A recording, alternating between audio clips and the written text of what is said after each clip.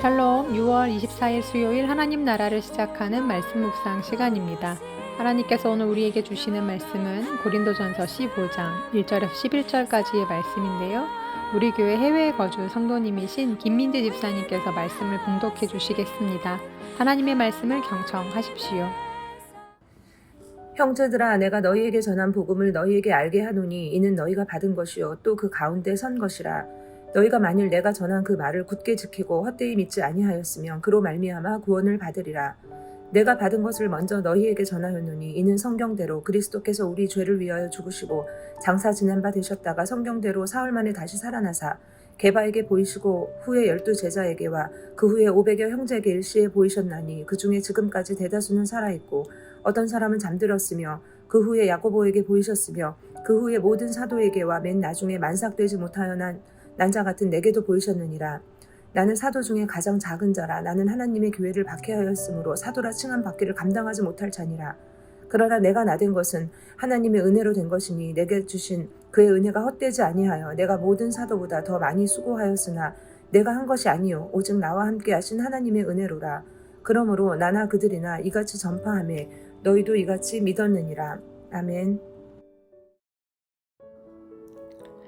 교회에서 가장 많이 사용하는 단어는 아마도 믿음, 사랑, 구원, 복음 이런 단어들일 것입니다. 그런데 정작 누군가 우리에게 그렇다면 믿음이 무엇이냐고, 사랑이 무엇이냐고, 구원이 무엇이냐고 진지하게 물어본다면 이 질문에 대해 바로 답할 수 있는 사람이 과연 몇이나 될까요? 우리는 흔히 복음 하면 예수 그리스도, 십자가, 죄사함, 천국 등을 떠올립니다. 물론 맞는 말입니다. 하지만 복음을 조금 더 깊이 들여다본다면 복음의 진짜 핵심은 바로 이것입니다. 하나님이신 예수님께서 나를 위해 이 땅에 오셨고 그분이 십자가에서 나를 대신해 죽으셨는데 그분이 왜 하늘을 버리고 이 땅에 오셨고 또 왜 십자가에서 대신 죽으셨냐를 아는 것이 복음이라는 거죠. 즉 하나님의 아들이 하늘을 버리고 이 땅에 오실 만큼 또 하나님의 아들이 나를 살리시려 십자가에서 죽으실 만큼 그만큼 내가 사랑받을 만한 가치가 있는 존재고 그만큼 하나님께서 나를 귀하게 여기신다. 나는 그렇게 소중한 존재다. 내가 어떠한 존재이든 내가 어떤 삶을 살아왔든 그분의 사랑은 변하지 않는다. 네, 이것을 아는 것이 바로 복음이라는 것입니다. 오늘 본문에서 바울은 바로 그 복음을 고린도 교회에 전했다고 이야기합니다. 그런데 덧붙여 이렇게 이야기하죠. 하지만 구원은 복음을 듣는 것으로만 끝나지는 않는다고요. 그 복음 위에 계속 서 있어야 하고 그 복음을 굳게 지켜야 한다고 이야기합니다. 그리하여야 구원을 얻는다고 이야기하죠. 그렇다면 바울은 왜 처음부터 이런 이야기를 고린도 교회에 전했던 것일까요? 그것은 당시 고린도 교회 성도들이 복음을 지식적으로 깨달은 것만으로 이미 구원을 얻었다고 착각했기 때문입니다. 복음을 듣기는 했지만 정작 그 복음 위에 제대로 서 있지 못했고 복음을 지켜내지도 못했던 거죠. 그 증거가 무엇일까요? 복음을 제대로 아는 사람이라면 내가 소중하듯 남도 소중하다는 것을 알 수밖에 없습니다. 하나님 앞에서 모든 인간의 가치는 차별될 수 없음을 깨달아야 하는 거죠. 하지만 고린도 교회 안에는 수많은 차별과 계급이 존재했습니다. 더 나아가 당시 교회 안에는 영과 육을 극단적으로 나눈 영지주의 사상과 함께 가연설이 침투해 있었는데요. 그래서 하나님이신 예수님이 어떻게 저급한 인간의 몸을 입고 이 땅에 오신다는 건지 또 뿐만 아니라 하나님이 어떻게 십자가에 달려 돌아가실 수 있는 건지에 대한 의심을 품고 이건 말이 안 되는 이야기라 그렇게 이야기했습니다. 그래서 예수님께서 죽으시기 전에 이미 하나님의 영이 예수님을 떠나갔다라며 복음의 본질을 흐리는 자들이 있었다는 거죠. 이처럼 이들의 가장 큰 문제는 복음을 그저 이성적으로 접근하고 머리로 이해하는 알매 차원으로만 생각했다는 점입니다. 전인적인 차원 그리고 인격적이고 관계적인 차원으로 복음을 받아들이지 못했던 거죠. 쉽게 말해 복음은 머리로 깨닫는 것을 넘어 인격적으로 만나는 것이라는 이해가 없었다라는 것입니다. 그런데요, 한번 잘 생각해 보십시오. 안다고 해서 삶이 바뀌던가요? 우리는 건강에 좋은 음식도 알고 운동이 중요하다는 것도 압니다. 또 성경 말씀도 많이 압니다. 하지만 아는 것만으로는 우리의 삶이 단 1cm도 변하지 않습니다. 신앙도 마찬가지입니다. 예수님에 대해 아는 것과 예수님을 만나는 것은 완전히 다른 차원의 이야기입니다.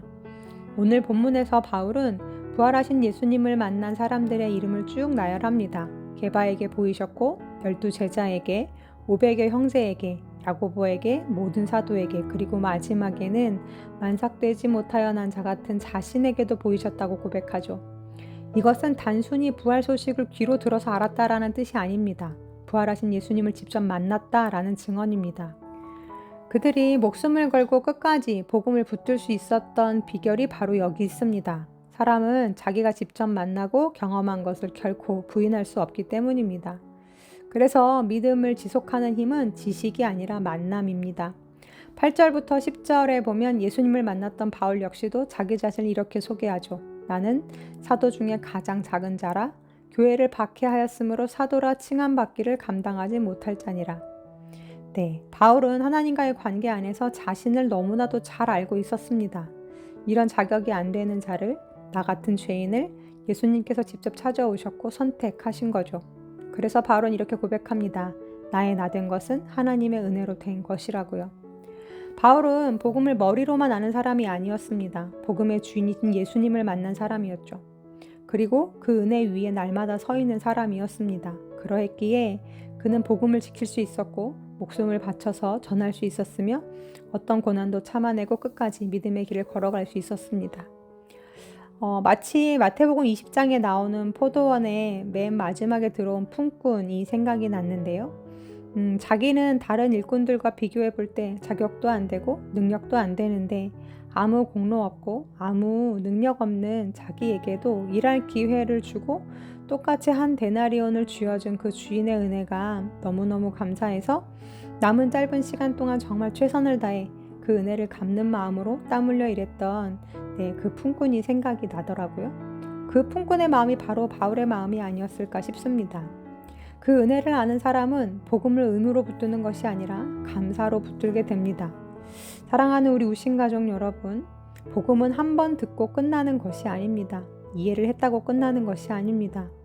복음을 제대로 아는 자만이 그 복음을 경험할 수 있고 복음을 경험한 자만이 날마다 그 복음 위에 서 있을 수 있습니다.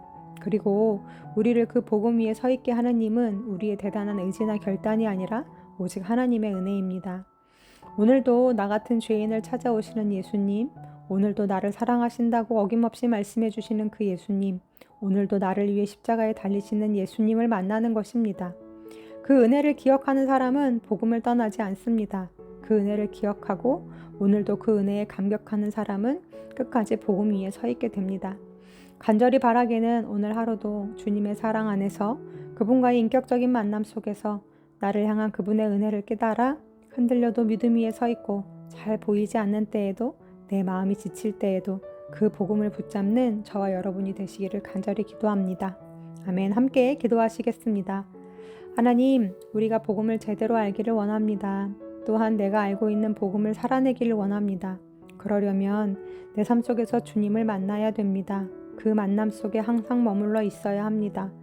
이미 얻은 것으로 끝나는 것이 아니라 그 위에 서 있기를 힘쓰고 그 복음을 지키는 자들이 되게 하여 주옵소서.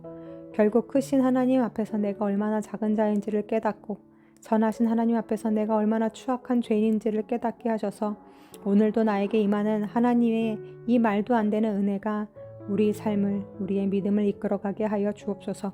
예수님의 이름으로 기도합니다. 아멘. 말씀을 마쳤습니다. 이후로 함께 나눌 레마의 말씀 사연은 오늘 말씀을 봉독해 주신 김민지 집사님께서 보내주신 사연 함께 나눕니다. 안녕하세요. 토론토에 살고 있는 김민지 집사입니다. 늘 은혜가 되는 좋은 우신 성도님들 사이에 저 같은 사람이 글을 써도 되나 고민을 했었는데 목사님들 말씀하시면 토달지 말고 순종하자가 철칙이라 순종은 했는데 레마의 말씀을 막상 쓰려 하니 쉽지 않긴 하지만 그래도 매번 말씀을 부탁하시고 편집하시는 목사님들과 레마의 말씀을 전해주신 성도님들께 이 기회를 빌어 감사하다는 말씀을 꼭 드리고 싶고 부족하지만 저도 그 하루를 꼭 보태고 싶다는 생각에 바로 예스를 했습니다. 성도님들의 레마의 말씀이 제 수많은 하루하루의 삶에 힘이 되었습니다. 감사합니다. 제 올해 레마의 말씀은 시편 23편 말씀입니다. 여호와는 나의 목자시니 내게 부족함이 없으리로다. 그가 나를 푸른 풀밭에 누이시고 쉴만한 물가로 인도하시는도다. 내 영혼을 소생시키시고 자기 이름을 위하여 의의 길로 인도하시는도다. 내가 사망의 음침한 골짜기로 다닐지라도 해를 두려워하지 않을 것은 주께서 나와 함께 하심이라.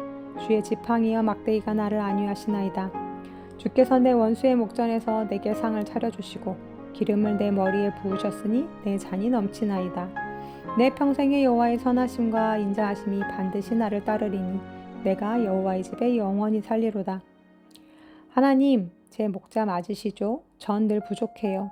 대체 푸른 풀밭이 어디 있고 어디가 쉴만한 물가일까요? 제 영혼은 언제쯤 소생시켜 주실 거고 저 같은 사람한테 의는 사치입니다.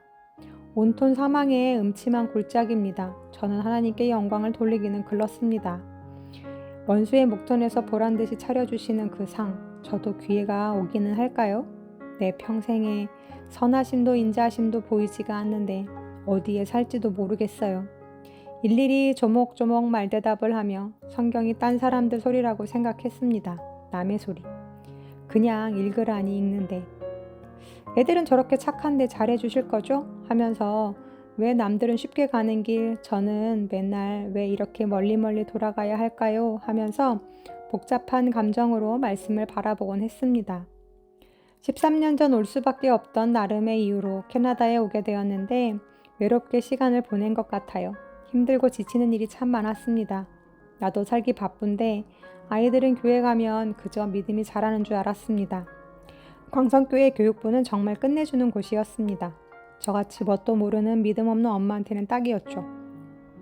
다 떠먹여 주신 덕에 가만히 있어도 아이들은 나처럼 되지 않을 것 같았는데 이곳에서 다니게 된 교회도 좋은 곳이었지만 자꾸 광성교회가 그리워지더라고요. 그리고 그동안 저는 교회에 그저 아이들을 던져뒀지 참 무심한 엄마였습니다.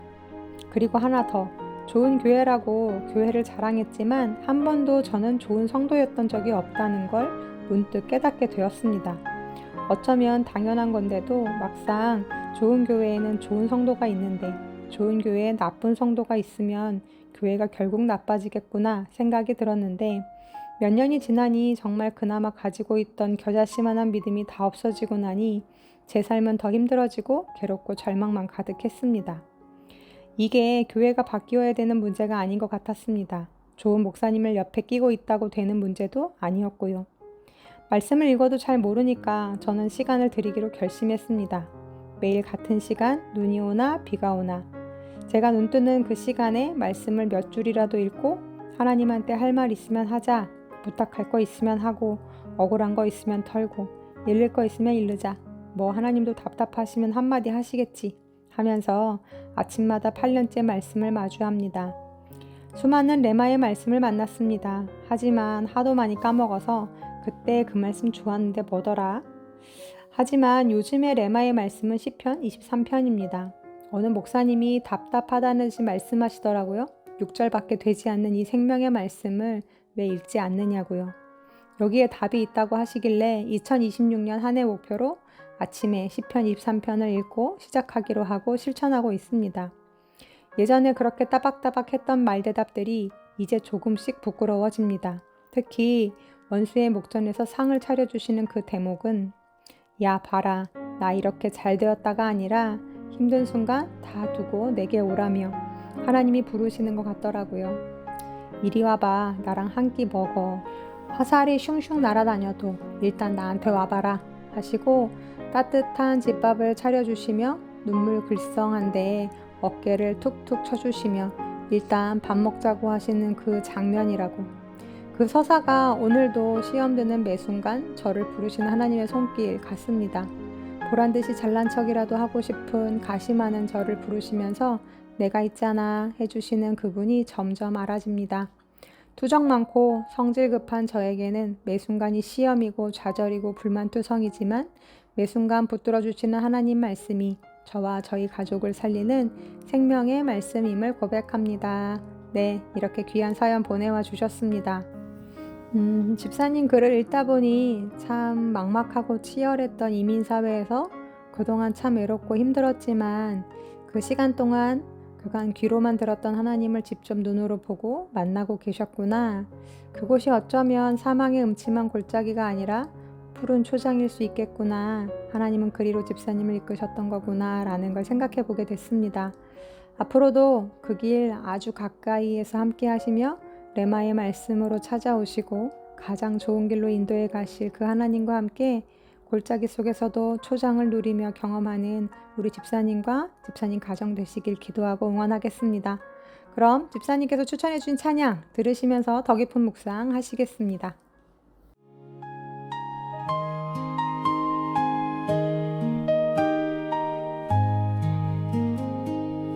God sent his son, they called him Jesus. He came to love, heal and forgive. He lived and died to buy my pardon. An empty grave is there to prove my Savior lives. Because he lives, I can face tomorrow. Because he lives, all fear is gone. Because I know he holds the future. Life is worth the living just because he lives.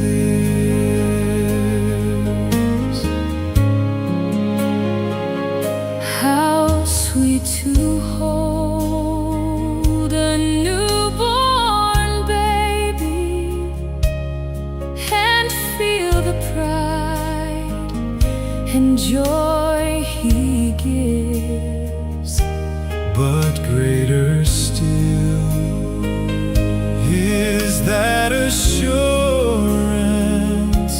the child can face uncertain days because he lives. Because he lives, I can face tomorrow. Because he lives, All fear is gone. because I know he holds the future, And life is worth the living just because he lives. And then one day I'll cross that river. I'll fight life's final war with pain. And then as death gives way to victory, I'll see the light of glory, and I'll know that he lives. because he Because he lives, I can face tomorrow. I can face tomorrow. Because he lives, All fear is gone. because I know He holds the future, and life is worth the living just because he lives. because he lives. Because he lives, I can face tomorrow. Because he lives, all fear is gone. because I know he holds the future. And life is worth the living just because he